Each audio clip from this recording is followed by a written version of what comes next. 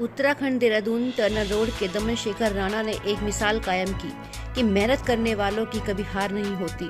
दमन शेखर राणा ने शुरुआती शिक्षा हिल्टन स्कूल देहरादून से प्राप्त की, BSc SGR कॉलेज देहरादून से, LLB DAV PG college Dehradun से, LLM हिमगिरी जी विश्वविद्यालय देहरादून से संपन्न की। साल 2022 में UGC नेट क्वालिफाइड करने के बाद ग्राफिक एरिया यूनिवर्सिटी देहरादून में असिस्टेंट प्रोफेसर लॉ के पद में कार्यरत करने के बाद लोअर PCS परीक्षा 2021 के बाद 13वीं रैंक पर नायाब तहसीलदार पद की प्राप्ति की। उनकी इस सफलता पर तमाम लोगों व परिवारजनों में खुशी की लहर है। वहीं मीडिया के सामने बात करते हुए दमन शेखर जी की मां कुसुम राणा ने बताया कि उनकी पति की मृत्यु के बाद उन्होंने बहुत संघर्ष करके व मेहनत करने के बाद अपने पुत्र की ये उन्नति हासिल की है। उन्होंने बताया कि दमन शेखर राणा के पिता स्वर्गीय श्री जगत सिंह राणा एक पुलिस ऑफिसर थे। मैम, बेटा आपका तहसीलदार बन के उभरा है, क्या कुछ कहना चाहेंगे? कितना खुशी का माहौल और मेहनत जो रंग लाई है उसमें क्या कहेंगी आप? सबसे पहले तो भगवान का शुक्रिया अदा करना चाहूँगी मैं कि भगवान ने इसको मेहनत दी, श्रेष्ठ बुद्धि दी और संस्कार दिए। मैंने इसको खूब अच्छे संस्कार दिए। इसकी मेहनत है, बहुत 8 सालों की मेहनत रंग लेके आई इसकी, और ये अपना कामयाब हुआ तो उत्सव जैसा माहौल है घर में।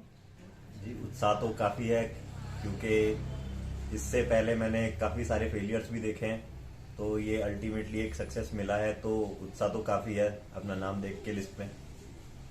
तो कैसा लगा जब आपका नाम आया? तो क्या महसूस हुआ आपको कि हाँ मेरा ही नाम है या कोई और है? कुछ ऐसा हो जाता है ना, जैसे आपने कहा कि मैंने बहुत फेलियर देखे हैं। जी बिल्कुल बिल्कुल, जैसे मैंने बताया आपको कि काफ़ी सारे फेलियर देखे हैं, तो मुझे मेरे दोस्त का कॉल आया उस दिन की रिजल्ट आ गया है, चेक करो। मैंने कहा घर पे जाके चेक करूंगा, क्योंकि उस टाइम मैं कॉलेज में पढ़ा रहा था।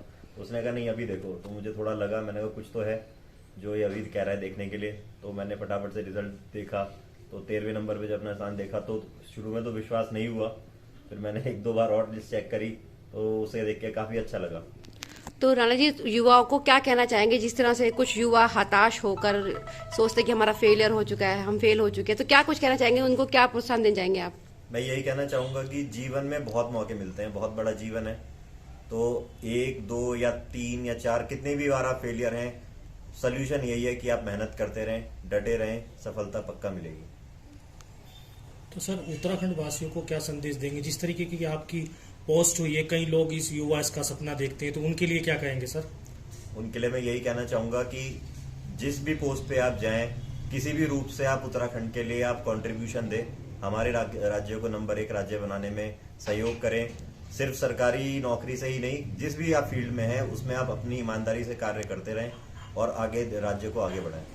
राणा जी, तहसीलदार की नियुक्ति आपकी हो चुकी है, कैसे देखते हो उस चुनौती को? बहुत बड़ी चुनौती आपके सामने ही है। जीवन चुनौतियों से भरा ही होता है, हमें तो उसमें मेहनत करनी होती है और उससे चुनौतियों से बाहर निकलना होता है, सोल्यूशन निकालना होता है हमें तो एज एन ऑफिसर भी कोशिश यही रहेगी जो भी चुनौतियां हैं उनके सोल्यूशन निकाले जाए। माफियाओं का उत्तराखंड के हाँ जी, कब्जा करके प्रॉपर्टी करते हैं, उनके बारे में आप किस तरह करेंगे, उस रणनीति में किस तरह कार्य करेंगे आप?